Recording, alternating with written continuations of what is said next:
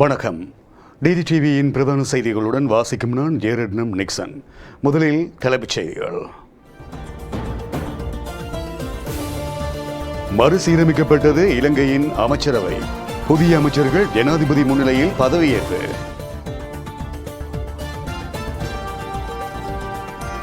சிறுவர்களின் பாதுகாப்பு கருதி கொரோனா சிறுவர் சிகிச்சை பிரிவுகள் அனைத்து மாகாணங்களிலும் நிறுவப்படும். பிரதமர் மஹிந்த ராஜபக்ச உறுதி.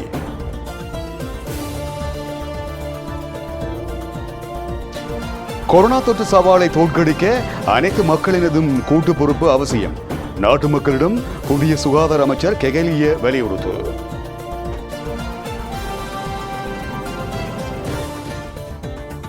நாட்டின் சுற்றுலா வலயங்களில் இருக்கின்ற அனைத்து வீதிகளும் அபிவிருத்தி செய்யப்படும். அமைச்சர் ஜான்ஸ்டன் பெர்னாண்டோ தெரிவிப்பு.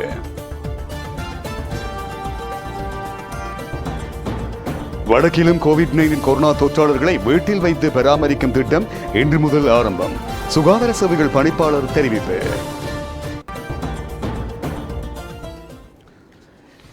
இனி விரிவான செய்திகள்.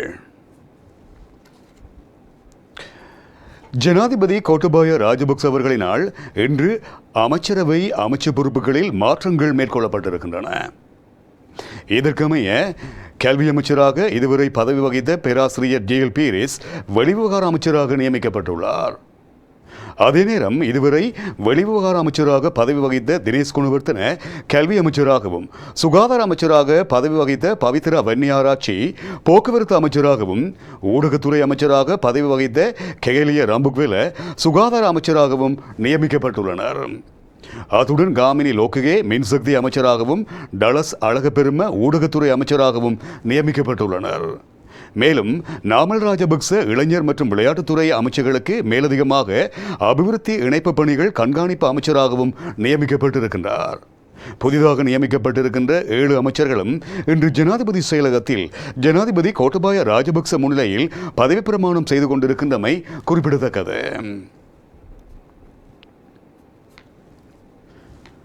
12 வயதுக்கு மேற்பட்ட சிறுவர்களுக்கு கட்டுமாக கோவிட்-19 தடுப்பூசிகளை பெற்றுக் கொடுப்பதற்கு அரசாங்கம் திட்டமிட்டிருப்பதாக தெரிவித்திருக்கின்ற பிரதமர் மஹிந்த ராஜபக்ச கோவிட்-19 சிறுவர் சிகிச்சை பிரிவுகளை அனைத்து மாகாணங்களிலும் நிறுவுவதே சிறுவர் வைத்திய நிபுணர்கள் சங்கத்தின் எண்ணக்கருவாக இருப்பதாகவும் சுட்டிக்காட்டியிருக்கின்றார்.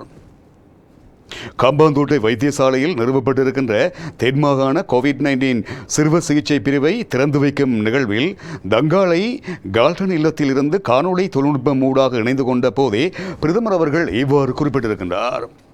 குறித்த நிகழ்வில் காணொளி தொழில்நுட்பம் ஊடாக இணைந்து கொண்டு பிரதமர் ஆற்றிய உரையிலே, நமது நாட்டின் பிள்ளைகளை பாதுகாப்பது நம் அனைவரினதும் பொறுப்பாகும். அவர்களே நமது நாட்டின் எதிர்காலம். இன்று பெற்றோர் போன்றே ஒரு அரசாங்கமாக நாமும் குழந்தைகள் தொடர்பில் விசேட கவனம் செலுத்தி இருக்கின்றோம் என்பதை நீங்கள் அறிவீர்கள். வரலாற்றை நோக்கும்போது உலகம் பல்வேறு தொற்றுகளுக்கு முகம் கொடுத்திருக்கிறது. தொழில்நுட்ப ரீதியில் எவ்வளவு முன்னேற்றம் காண்பினும் தொற்றுகளுக்கு முறையான தீர்வை காண்பது மிகவும் கஷ்டமானது என்பதை அனைவரும் ஏற்றுக்கொண்டுள்ளனர். அதனால் நாம் இதுபோன்ற காலப்பகுதியில் வேறு சந்தர்ப்பங்களை விட பலமாகவும் ஒற்றுமையாகவும் இவ்வாறான தொற்றுக்களை எதிர்கொள்ள வேண்டும். வைத்தியர்கள், தாதியர்கள் உள்ளிட்ட வைத்தியசாலை ஊழியர்கள், முப்படையினர், போலீஸ் உள்ளிட்ட அரசு மற்றும் தனியார் துறையை சார்ந்த பலர் இதுவரை கோவிட்-19 தொற்றிலிருந்து மக்களை பாதுகாக்க இரவு பகல் பாராது உழைக்கின்றார்கள். அதற்காக அவர்களது அர்ப்பணிப்பை ஒரு அரசாங்கமாக நாம் எப்போதும் பாராட்டினோம். அது மாத்திரமன்றி நாட்டின் ஒட்டுமொத்த மக்களும் அவர்களது இந்த அர்ப்பணிப்பை முழு மனதுடன் பாராட்டுகின்றனர். குழந்தைகள் மீது அன்பு செலுத்தும், அவர்களுக்கு முன்னுரிமை வழங்கும் ஒரு கலாச்சாரமே எமது நாட்டில் காணப்படுகிறது. அதனால் குழந்தைகளை பாதுகாப்பது தொடர்பில் நாம் எப்போதும் சிந்திக்கின்றோம். கோவிட்-19 தொற்று பரவி எமது பிள்ளைகளுக்கும் இந்த தொற்று முகம் கொடுக்க நேரிடுமோ என்ற அச்சம் பெற்றோர் மத்தியில் காணப்படுகிறது. எமது நாட்டின் சிறுவர் விசேட வைத்திய நிபுணர்கள் சங்கம் நாடு குறித்து சிந்தித்து தேவையான நடவடிக்கைகளை நிறைவேற்றிய ஒரு வைத்திய சங்கமாகும். இதனாலேயே குழந்தைகளை கோவிட்-19 நோயிலிருந்து பாதுகாப்பதற்கு, அவர்களின் உயிரை பாதுகாப்பதற்கு அரசாங்கத்துக்குள்ள ஆர்வத்தை கண்டு குழந்தைகளுக்காக கம்பாந்தோட்டை வைத்தியசாலையில் கோவிட்-19 சிகிச்சை பிரிவை அவர்களால் ஆரம்பிக்க முடிந்தது. விரைவில் ஏனைய மாகாணங்களுக்கும் இதுபோன்ற சிகிச்சை பிரிவுகளை பெற்றுக் கொடுப்பதற்காக இந்த செயற்பாட்டை நிறைவேற்றிய விசேட வைத்திய நிபுணர்கள் என்னிடம் குறிப்பிட்டனர். அதற்கமைய இந்த செயற்பாடு நிறைவடையும் போது அனைத்து மாகாணங்களிலும் சிறுவர் கோவிட்-19 சிகிச்சை பிரிவு ஒன்று நிறுவப்படும். அது மாத்திரமன்றி சிறுவர்களின் கல்விக்காக அர்ப்பணிப்பு செய்யவும் இந்த வைத்தியர்கள் தயாராக இருக்கின்றார்கள். அத்துடன் பாடசாலைகளை மீள ஆரம்பிப்பது தொடர்பில் அலரி மாளிகையில் நடைபெற்ற கலந்துரையாடலின் போது நாட்டின் 99 கல்வி வலயங்களுக்கும் ஒரு விசேட வைத்திய நிபுணர் என்ற அடிப்படையில் நியமித்து பிள்ளைகளை கண்காணிப்பதற்கும் அவர்கள் முன்வந்திருக்கின்றார்கள். முழு உலகத்திலும் காணப்படும் நிலைமையை அறிந்தும் சிலர் இந்த நேரத்திலும் தமது கோரிக்கைகளுக்கே முன்னுரிமை வழங்குகின்றார்கள். தீர்வை பெற்றுத்தர கால அவகாசம் வழங்குமாறு கோரினாலும் அவர்கள் அவற்றுக்கு செவி மடுக்காது பிள்ளைகளுக்கு கேள்வி கற்பிக்காது அரசாங்கத்துக்கு கற்பிக்க செல்கின்றனர். இந்த தொற்று ஏற்பட்ட போது பிள்ளைகளின் பாதுகாப்பை கருத்தில் கொண்டு முதலில் பாடசாலைகளை மூடினோம். எனினும் இவ்வாறு பாடசாலைகளை மூடி வைத்திருப்பதற்கு எமக்கு விருப்பமில்லை. ஏனெனில் கேள்வி மாத்திரமன்றி கல்விக்கு அப்பாற்பட்ட அறிவும் பாடசாலைகளில் புகட்டப்படுகிறது. பாடசாலைகளில் ஆசிரியர்கள் எமக்கு வாழ்க்கையையும் கற்பிக்கின்றனர். அது இன்றைய நாளை விட எதிர்காலத்துக்கே உதவும். அதனால் அதிபர்கள், ஆசிரியர்கள், கல்விசாரா ஊழியர்கள் ஆகியோருக்கு தடுப்பூசி வழங்கப்பட்ட பின்னர் 12 வயதுக்கு மேற்பட்ட சிறுவர்களுக்கு கட்டம் கட்டமாக தடுப்பூசி வழங்க அரசாங்கம் திட்டமிட்டிருக்கிறது. அதன்போது பல்வேறு பிரச்சனைகள் உள்ள பிள்ளைகளுக்கு முன்னுரிமை வழங்கவும் எதிர்பார்க்கப்படுகிறது. எமக்கு மட்டுமன்றி உலகின் பல அபிவிருத்தியடைந்த நாடுகளுக்கும் இந்த தொற்றை கட்டுப்படுத்துவது ஒரு சவாலாக காணப்படுகிறது. தடுப்பூசி வளங்களின் ஊடாக உயிர் ஆபத்துகளை தடுத்து நோய் பரவலை கட்டுப்படுத்துவதற்கே தற்போதுள்ள ஒரே தீர்வாகும். நாம் ஒரு நாடு என்ற ரீதியில் தடுப்பூசி ஏற்றும் செயற்பாட்டில் மிகவும் முன்னணியில் காணப்படுகின்றோம். எனினும் இதனை மேலும் துரிதப்படுத்தி மக்களின் உயிரை காக்க வேண்டும். அதற்காகவே நாம் முன்னுரிமை வழங்குகின்றோம். எனினும் இதனிடையே சிலர் அரசியல் செய்து கொண்டிருக்கின்றார்கள். அது புதிய விடயமல்ல. இவை எமக்கு நன்கு பழக்கமாகிவிட்டது. இதனால் இவற்றுக்கு பதிலளிப்பதை விட அந்த காலத்தை உயிரை பாதுகாப்பதற்கு ஈடுபடுத்தலாம் என நாம் நம்புகின்றோம். நாட்டின் ஒட்டுமொத்த மக்கள் குறித்து சிந்தித்து முன்னெடுக்கும் சில தீர்மானங்கள் மக்களுக்கு சங்கடங்களை தோற்றுவிப்பினும் அவ்வாறான தீர்மானங்களை எமக்கு முன்னெடுக்க வேண்டி இருக்கிறது. கடுமையான போக்குவரத்து கட்டுப்பாடுகளை விதித்தல் போன்ற தீர்மானங்கள் உங்களினதும் எங்களினதும் அனைவரினதும் பாதுகாப்பிற்காகவே ஆகும் என்றும் பிரதமர் மஹிந்த ராஜபக்ச அவர்கள் இதன்போது குறிப்பிட்டிருக்கின்றார்.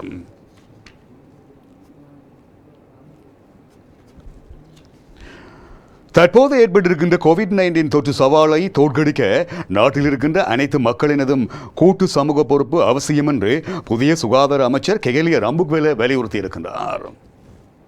தற்போதுள்ள அமைச்சரவை அமைச்சு பதவிகளில் சில மாற்றங்கள் இன்றைய தினம் ஜனாதிபதியினால் கொண்டு வரப்பட்டிருக்கிறது. இதன்படி சுகாதார அமைச்சானது கெகலிய ரம்புக்வெலவுக்கு வழங்கப்பட்டிருக்கிறது. இந்த நிலையில் புதிய சுகாதார அமைச்சர் தனது ட்விட்டர் பதிவில் தற்போது இருக்கின்ற கோவிட்-19 சூழ்நிலையை வெற்றி கொள்வது தொடர்பில் மக்களிடம் கோரிக்கை ஒன்றை முன்வைத்திருக்கின்றார். அந்த பதிவில் மேலும் தெரிவிக்கப்பட்டிருப்பதாவது: நான் ஜனாதிபதி கோட்டபாய ராஜபக்ச மற்றும் பிரதமர் மஹிந்த ராஜபக்ச அவர்களால் இலங்கையின் சுகாதார அமைச்சராக நியமிக்கப்பட்டமை குறித்து பெருமை கொள்கின்றேன். அதேவேளை இலங்கையில் கோவிட்-19 தொற்று நிலைமையை வெற்றி கொள்வதற்காக இதுவரையில் சிறப்பாக செயற்பட்ட பவித்ரா வன்னியாராட்சிக்கு நன்றிகளையும் தெரிவிக்கின்றேன். எப்படி இருந்தாலும் இந்த சவாலை தோற்கடிக்க அனைத்து குடிமக்களினதும் கூட்டு சமூக பொறுப்பு அவசியம். இதை நனவாக்க இலங்கையில் உள்ள அனைவரும் தமது ஒத்துழைப்பை வழங்க வேண்டும் எனவும் அவர் கோரிக்கை விடுத்திருக்கின்றார்.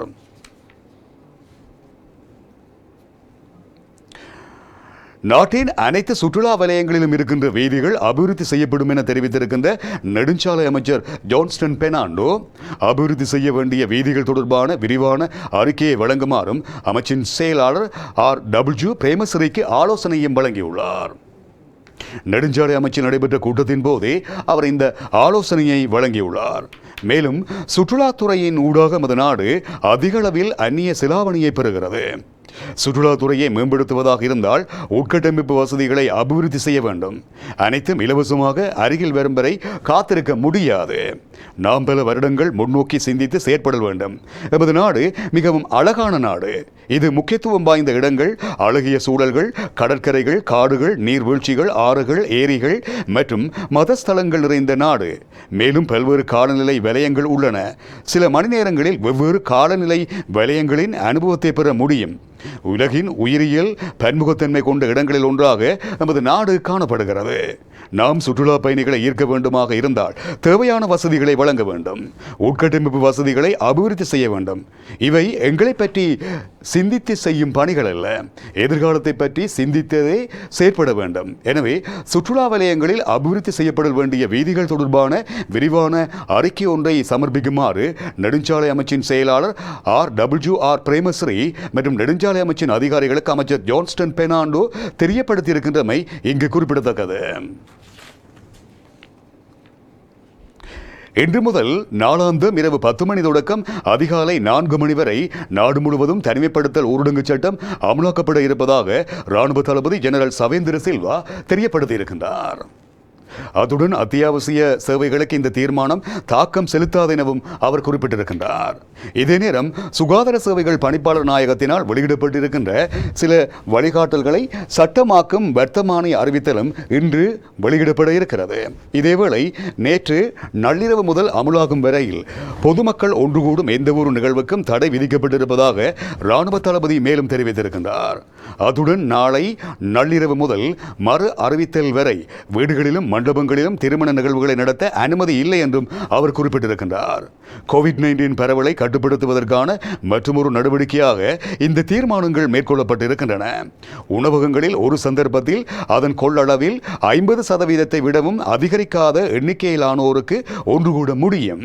எவ்வாறாக இருப்பினும் பொது இடங்களில் நடமாடுவதை இயன்றளவு தவிர்க்குமாறு அரசாங்கம் பொதுமக்களை கோருவதாகவும் இராணுவ தளபதி ஜெனரல் சவேந்திர சில்வா குறிப்பிட்டிருக்கின்றார். இதனிடையே இலங்கையில் இரவு நேரங்களில் களியாட்ட நிகழ்வுகளை நடத்துவதன் காரணமாகவே இரவில் மாத்திரம் ஊரடங்கை அமல்படுத்த தீர்மானித்திருப்பதாக அரசாங்கம் குறிப்பிட்டிருக்கிறது.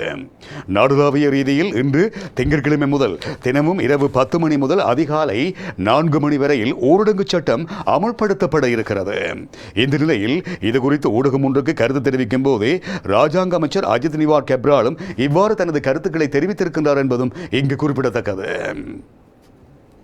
இன்று முதல் வடக்கு மாகாணத்திலும் கோவிட்-19 தொற்று உறுதிப்படுத்தப்பட்ட நோயாளர்களை வீட்டில் பராமரிக்கும் திட்டம் ஆரம்பிக்கப்பட்டிருப்பதாக வடமாகாண சுகாதார சேவைகள் பணிப்பாளர் டாக்டர் கேதீஸ்வரன் குறிப்பிட்டிருக்கின்றார்.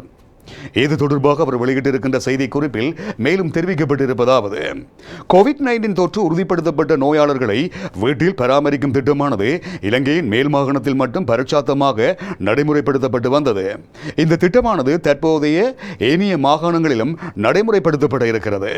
அந்த வகையில் வடக்கு மாகாணத்தில் இன்று திங்கட்கிழமை முதல் நடைமுறைப்படுத்தப்பட இருக்கிறது. கோவிட்-19 தொற்று உறுதிப்படுத்தப்பட்ட நோயாளியை அந்த பிரதேச சுகாதார வைத்திய அதிகாரி தொடர்பு கொண்டு அவர் இந்த திட்டத்தின் கீழ் உள்வாங்கப்படுவதற்கு தகுதியானவரா என்பதனை முதலில் பரிசோதிப்பார்.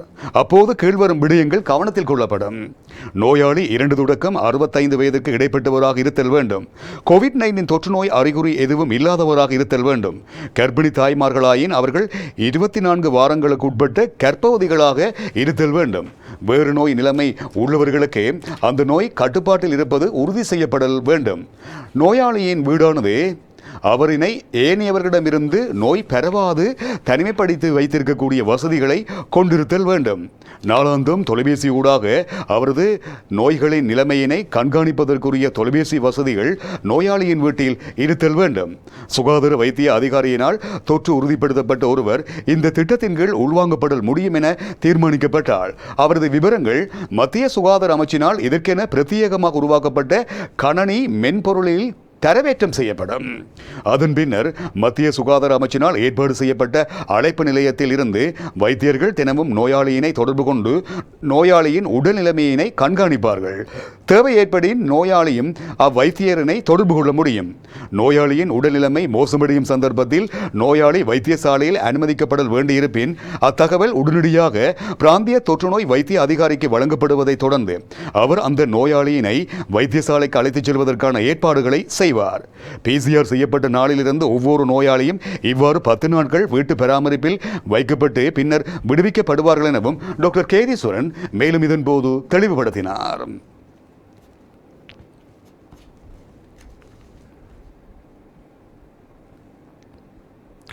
மாகாணங்களுக்கு இடையிலான பயணத்தடையை மீறி பயணிப்பவர்களை கைது செய்ய நடவடிக்கை எடுக்கப்படுவதாக போலீஸ் ஊடக பேச்சாளரும் சிரேஷ்ட பிரதி போலீஸ் மாதிபருமான அஜித் ரோஹன குறிப்பிட்டிருக்கின்றார். அத்துடன் அவர்கள் பயணிக்கும் வாகனங்களையும் கையகப்படுத்த நடவடிக்கை எடுக்கப்படும் என்றும் அவர் குறிப்பிட்டிருக்கின்றார். மாகாண எல்லைகள் வரையில் பேருந்துகளில் பயணித்து பின்னர் அங்கிருந்து நடைபாதையாக சென்று வேறு பேருந்துகளின் ஊடாக சிலர் பயணங்களை மேற்கொள்வதாகவும் தெரிவிக்கப்படுகிறது. இவ்வாறான நடவடிக்கைகள் இடம்பெற்றால் குறித்த பேருந்தின் உரிமையாளர், சாரதி, நடத்துனர் உட்பட சம்பந்தப்பட்டவர்களுடன் குறித்த பேருந்தையும் போலீசாரின் பொறுப்பில் எடுக்க நடவடிக்கை எடுக்கப்படும் என போலீஸ் ஊடக பேச்சாளர் தெரிவித்திருக்கிறார். இதேவேளை டெல்டா வைரஸ் மிக வேகமாக பரவி வருவதால் வீட்டில் இருக்கும் போது கூட முகக்கவசம் அணிவதை கட்டாயமாக்குங்கள் என லேடி ரிச்வே குழந்தைகள் மருத்துவமனையின் சிறப்பு வைத்தியர் டாக்டர் தீபால் பெரேரா வலியுறுத்தியிருக்கின்றார். அதுடன் வீட்டில் உள்ள ஒருவர் கழிவறை மற்றும் குளியல் அறையை பயன்படுத்திய 15 நிமிடங்களுக்கு பிறகே அதை மற்றவர்கள் பயன்படுத்த வேண்டும். அவ்வாறு செய்வதால் வைரஸிலிருந்து தப்பிக்கலாம் எனவும் அவர் குறிப்பிட்டிருக்கின்றார். வைரஸ் இன்னொருவரை தொற்றுவதற்கு 15 நிமிடங்கள் வரையிலான காலப்பகுதி எடுக்கிறது. ஆகவே ஆபத்தான இடங்களில் 15 நிமிடங்கள் அல்லது அதற்கு மேல் முகக்கவசங்களை அகற்றுவதன் ஊடாக நம்மில் இலகுவாக தொற்று ஏற்பட்டுவிடும் என்றும் அவர் வலியுறுத்தியிருக்கின்றார். மேலும் இந்தியாவிலும் அமெரிக்காவிலும் டெல்டா வகை வைரஸ் குழந்தைகளுக்கிடையே வேகமாக பரவி வருவதால் உங்கள் குழந்தையை வீட்டுக்குள் வைத்துக் கொள்ளவும், வெளியாட்களை வீட்டுக்குள் நுழைய விடாதீர்கள் என்றும் வைத்திய நிபுணர் வலியுறுத்தியிருக்கின்றமை இங்கு குறிப்பிடத்தக்கது. கோவிட்-19 கொரோனா 3வது அலையில் 19 கர்ப்பிணி தாய்மார்கள் மரணமடைந்திருப்பதாக சுகாதார அமைச்சு செய்தியை வெளியிட்டிருக்கிறது. அதே நேரம் மரணமடைந்த அனைவரும் எந்தவிதமான தடுப்பூசியையும் பெற்றுக்கொண்டிருக்கவில்லை என்று சுகாதார மேம்பாட்டு பணியகத்தின் பணிப்பாளர் ரஞ்சித் மட்வந்தா தெரிவித்திருக்கின்றார். இதனால் நாட்டில் இருக்கின்ற அனைத்து கர்ப்பிணி தாய்மார்களுக்கும் கோவிட்-19 கொரோனா தடுப்பூசி ஏற்ற நடவடிக்கை எடுக்கப்பட்டிருப்பதாகவும் அவர் மேலும் தெரிவித்திருக்கின்றார். இந்த தீர்மானத்தை அமல்படுத்துவதற்கான ஆலோசனைகளை பிராந்திய சுகாதார வைத்திய அதிகாரிகளுக்கு வழங்கியிருப்பதாகவும் அவர் மேலும் தெரிவித்திருக்கின்றார். ஆகவே அனைத்து கர்ப்பிணி தாய்மார்களும் தங்களுக்கான தடுப்பூசிகளை ஏற்றிக்கொள்ள வேண்டும் எனவும் அதற்கான திகதியை அந்தந்த பகுதிக்கு பொறுப்பான சுகாதார வைத்திய அதிகாரிகளின் ஊடாக அறிந்து கொள்ளுமாறும் ரஞ்சித் மேலும் தெரிவித்திருக்கின்றார். அதே நேரம் தற்போது பரவும் டெல்டா வைரஸ் பிறழ்வானது மனித உடலில் விரைவாக உட்புகக்கூடியது எனவும் டெல்டா கோவிட்-19 கொரோனா பிறழ்வு தொற்றிய ஒருவரின் உடலில் மிக விரைவாக வைரஸ் அதிகளவில் உற்பத்தியாகுவதுடன் ஓரிரு நாட்களில் அதற்கான அறிகுறிகள் தென்படும் எனவும் அவர் குறிப்பிட்டிருக்கின்றார். இதனிடையே அணிந்திருக்கும் முகக்கவசத்தை கழற்றி வைக்கும் சில வினாடிகளில் கூட டெல்டா வைரஸ் தொற்றுவதற்கான சாத்தியங்கள் அதிகம் இருப்பதாகவும் அவர் சுட்டிக்காட்டியிருக்கின்றார். இதனால் சன நெரிசல் மிக்க பகுதிகளுக்கு செல்வதை தவிர்க்குமாறும் சமூக இடைவெளியை கடுமையாக பின்பற்றுமாறும் சுகாதார மேம்பாட்டு பணியகத்தின் பணிப்பாளர் பொதுமக்களிடம் கேட்டிருக்கின்றமை இங்கு குறிப்பிடத்தக்கது. இதனிடையே இலங்கையில் கடந்த சில நாட்களாக கோவிட்-19 கொரோனா வைரஸின் பாதிப்பு அதிகரித்து வருகிறது. அத்துடன் தற்போது நாளாந்தம் 3000க்கும் மேற்பட்ட நோயாளர்கள் அடையாளம் காணப்படுவதுடன் 100க்கும் மேற்பட்ட மரணங்கள் பதிவாகின்றன. இந்த நிலையில் கோவிட்-19 கொரோனா வைரஸினால் மரணமடைந்தவர்களுடைய மொத்த எண்ணிக்கை 6000ஐ கடந்திருக்கிறது. நாட்டில் மேலும் 161 மரணங்கள் பதிவாகி இருக்கின்ற நிலையில் கோவிட்-19 கொரோனா வைரஸினால் மரணமடைந்தவர்களுடைய மொத்த எண்ணிக்கை 6096ஆக அதிகரித்திருக்கிறது. இதேவேளை நாட்டில் கடந்த 24 மணித்தியாலங்களில் மேலும் 3435 பேருக்கு கோவிட்-19 கொரோனா வைரஸ் தொற்றி இருக்கின்றமை உறுதி செய்யப்பட்டிருக்கிறது. இதையடுத்து இலங்கையில் கோவிட்-19 கொரோனா வைரஸினால் பாதிக்கப்பட்டவர்களுடைய மொத்த எண்ணிக்கை 3,54,968ஆக பதிவாகி இருக்கிறது. அவர்களில் 3,09,732 பேர் தொற்றிலிருந்து குணமடைந்திருக்கின்ற நிலையில் தொற்றுக்குள்ளான 39,140 பேர் தொடர்ந்தும் வைத்தியசாலைகளில் சிகிச்சை பெற்று வருகின்றமை இங்கு குறிப்பிடத்தக்கது. இலங்கையில் டெல்டா வைரஸ் பரவல் எதிர்வரும் நாட்களில் அதிகரிக்க வாய்ப்புகள் இருக்கின்ற அதேவேளை டெல்டா வைரஸ் மாத்திரமன்றி ஏனைய புதிய நிலைமாறிய வைரசுகள் தோன்றக்கூடிய ஆபத்துகள் காணப்படுவதாகவும் ராஜாங்க அமைச்சர் பேராசிரியர் சன்ன ஜெயசுமன குறிப்பிட்டிருக்கின்றார். இது குறித்து அவர் மேலும் தெரிவிக்கையில், தற்போதைய ஆபத்தான சூழ்நிலையை எதிர்கொள்ள பொதுமக்கள் தயாராக இருக்க வேண்டும், அதே நேரம் மிகவும் அவதானத்துடன் செயற்பட வேண்டும் என வலியுறுத்தி இருக்கின்ற அவர் பொதுமக்கள் அத்தியாவசிய தேவைகளில் இன்றி வீட்டை விட்டு வெளியேறுவதை தவிர்க்க வேண்டும் எனவும் அவர் கேட்டிருக்கின்றார். அத்துடன் நாட்டில் எதிர்வரும் 2 வாரங்களுக்குள் கோவிட்-19 கொரோனாவை கட்டுப்படுத்த வேண்டும், இல்லையில் நிலைமை மிக மோசமாகிவிடும் என்றும் அவர் எச்சரித்திருக்கின்றார். நாட்டில் தற்போது சுகாதார பிரிவின் கொள்ளளவு அதன் திறனை தாண்டிவிட்டது என்று பொது சுகாதார பரிசோதகர் சங்கத்தின் தலைவர் உபுல் ரோஹன குறிப்பிட்டிருக்கின்றார். நாட்டை மீண்டும் முடக்குமாறு அரசாங்கத்தை கேட்க மாட்டேன் என்றும் நாட்டின் நிலைமைகளை புரிந்து கொண்டு சுய பயண கட்டுப்பாடுகளை தங்களுக்கு விதிக்குமாறு பொதுமக்களை கேட்டுக்கொள்வதாகவும் அவர் தெரிவித்திருக்கின்றார். தங்களின் உயிர் மீது ஆசை இருந்தால் வீட்டில் தங்கியிருக்குமாறு கடுமையாக வலியுறுத்துவதாகவும் அவர் தெரிவித்திருக்கின்றார். பொதுமக்களை இழந்த பொருளாதாரத்தை முன்னெடுத்துச் செல்வதில் எந்த அர்த்தமும் இல்லை என்று அவர் மேலும் தெரிவித்திருக்கின்றார். தொலைக்காட்சி ஒன்றுக்கு வழங்கிய நேர்காணலில் அவர் இவ்வாறு தெரிவித்திருக்கின்றமை இங்கு குறிப்பிடத்தக்கது. முகக்கவசங்களை பயன்படுத்திய பின்னர் அவற்றை குப்பைகளில் போட வேண்டாம் எனவும் அவற்றை எரிக்க வேண்டும் எனவும் பேராசிரியர் அஜந்த பெரேரா வலியுறுத்தியிருக்கின்றார். மேலும் நாட்டில் இருக்கின்ற அனைத்து மக்களும் முகக்கவசங்களை பயன்படுத்துகின்றார்கள். பலர் 1 அல்லது 2 தடவைகள் மாத்திரமே முகக்கவசத்தை பயன்படுத்துகின்றார்கள் எனவும் அவர் குறிப்பிட்டிருக்கின்றார். அந்த வகையில் பல மில்லியன் கணக்கான முகக்கவசங்கள் வீசப்படுகின்றன. பலர் எந்தவிதமான சுகாதார பாதுகாப்பு வழிகாட்டல்களையும் பின்பற்றாது முகக்கவசங்களை வீசி எறிகின்றார்கள். முகக்கவசங்களை வீசும்போது அவற்றை கொதிக்கும் நீரில் அவித்துவிட்டு அல்லது கிருமி நாசினி கொண்டு அவற்றை கழுவி விட்டு அகற்ற வேண்டும். கண்ட இடங்களில் முகக்கவசங்களை பொதுமக்கள் வீசக்கூடாது. தங்களை மாத்திரம் முகக்கவசம் பாதுகாத்தல் போதும் என்ற மனநிலையில் இருக்கும் இலங்கையர்கள் பலர் முகக்கவசங்களை பயன்படுத்தியதன் பின்னர் கண்ட இடங்களில் வீசுகின்றார்கள். முகக்கவசங்களில் இருந்து கோவிட்-19 கொரோனா வைரஸ் பரவும் என்பதால் சுகாதார பாதுகாப்பு அறிவுறுத்தல்களுக்கு அமைய முகக்கவசங்களை பாதுகாப்பாக அகற்ற வேண்டும் அல்லது அவற்றை எரிக்க வேண்டும் என்றும் அவர் மேலும் தெரிவித்திருக்கின்றார் என்பது இங்கு குறிப்பிடத்தக்கது.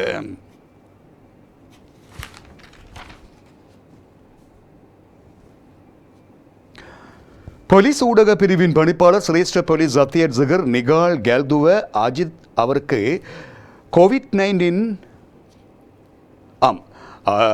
டெல்துவ அஜித் ரோகனுவுக்கு பதிலாக போலீஸ் ஊடக பேச்சாளராக நியமிக்கப்பட்டிருக்கின்றார். இந்த புதிய நியமனமானது ஆகஸ்ட் 14ஆம் நாள் முதல் அமலுக்கு வரும் வகையில் அமைந்திருப்பதாக போலீஸ் மாதிபர் சிடி விக்ரமரெட்ன குறிப்பிட்டிருக்கின்றார். ஆப்கானிஸ்தானில் இருக்கின்ற இலங்கையர்களை நாட்டுக்கு அழைத்து வருவதற்கான விசேட வேலை திட்டம் ஆரம்பிக்கப்பட்டிருப்பதாக வெளிவிவகார அமைச்சு குறிப்பிட்டிருக்கிறது.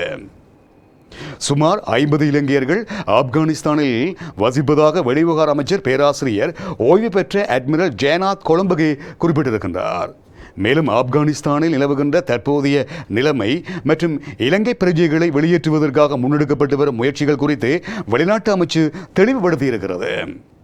ஆப்கானிஸ்தானில் உள்ள இலங்கை பிரஜைகள் நாடு திரும்ப விரும்புமாயின் அவர்களை நாட்டுக்கு மீள திருப்பி அனுப்புவதற்காக சர்வதேச பங்காளிகளுடன் இணைந்து வெளிநாட்டு அமைச்சு தற்போது செயற்பட்டு வருகிறது. கொட்டலில் இருந்து செயற்படுகின்ற காபூலில் உள்ள இலங்கை தூதரகத்தில் தற்போது இலங்கை பிரஜைகள் யாரும் இல்லை என்பதுடன் அது உள்ளூர் பணியாளர்களால் நிர்வகிக்கப்பட்டு வருகிறது. ஆப்கானிஸ்தானில் உள்ள 43 இலங்கை பிரஜைகளின் விவரங்கள் தூதரகத்தில் காணப்படுகின்ற அதே நேரத்தில் இலங்கை வெளிநாட்டு வேலைவாய்ப்பு பணியகத்திலும் சில விவரங்கள் காணப்படுகின்றன. ஆப்கானிஸ்தானில் உள்ள இலங்கை பிரஜைகள் பெரும்பாலும் ஐக்கிய நாடுகள், சர்வதேச அமைப்புகள், நேட்டோ இராணுவ தளங்கள் மற்றும் தனியார் நிறுவனங்களுக்காக பணியாற்றி வருகின்றனர். இந்த நிலை குறித்து விளக்கம் அளிப்பதற்கு வெளிநாட்டு அமைச்சு தயாராக இருக்கின்ற அதேவேளை இலங்கை பிரஜைகள் நாட்டுக்கு மீள திரும்பி வர விரும்பினால் அவர்கள் பாதுகாப்பாக நாடு திரும்புவதை உறுதி செய்வதற்கான அனைத்து முயற்சிகளையும் முன்னெடுக்கும் என்றும் தெரிவிக்கப்பட்டிருக்கிறது.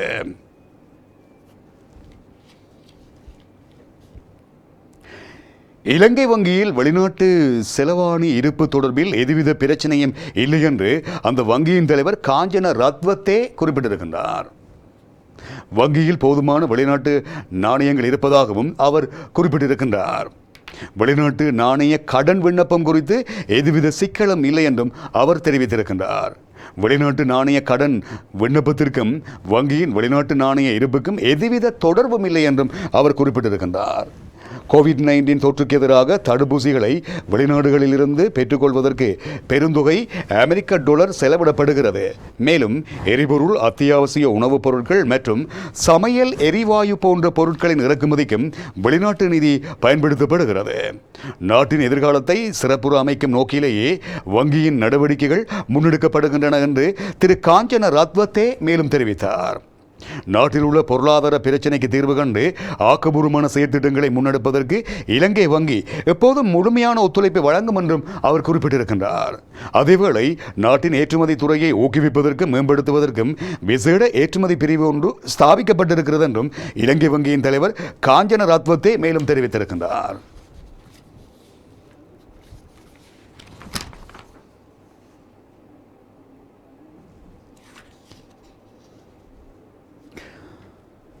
தனிமைப்படுத்தல் உத்தரவுகள் குறித்து போலீஸ் ஊடக பேச்சாளரும் சிரேஷ்ட பிரதி போலீஸ் மா அதிபருமான அஜித் ரோகன விளக்கம் அளித்திருக்கின்றார்.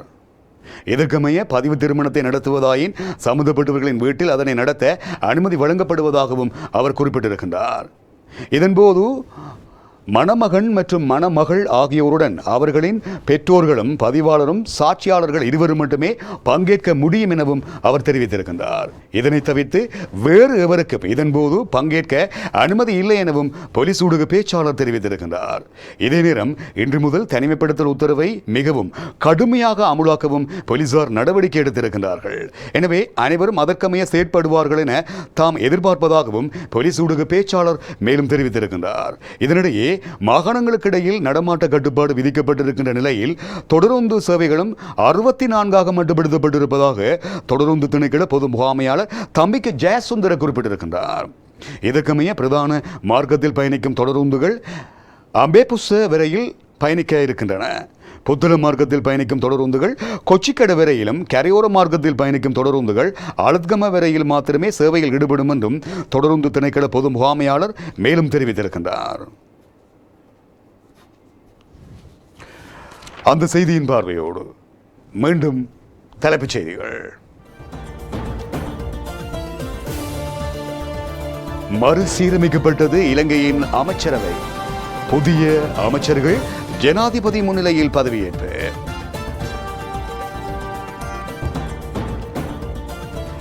சிறுவர்களின் பாதுகாப்பு கருதி கோவிட்-19 கொரோனா சிறுவர் சிகிச்சை பிரிவுகள் அனைத்து மாகாணங்களிலும் நிறுவப்படும். பிரதமர் மஹிந்த ராஜபக்ச உறுதி.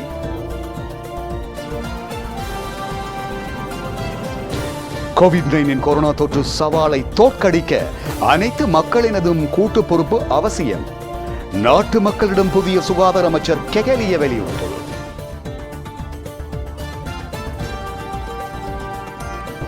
நாட்டின் சுற்றுலா வலயங்களில் இருக்கின்ற அனைத்து வீதிகளும் அபிவிருத்தி செய்யப்படும். அமைச்சர் ஜான்ஸ்டன் பெர்னாண்டோ தெரிவிப்பு.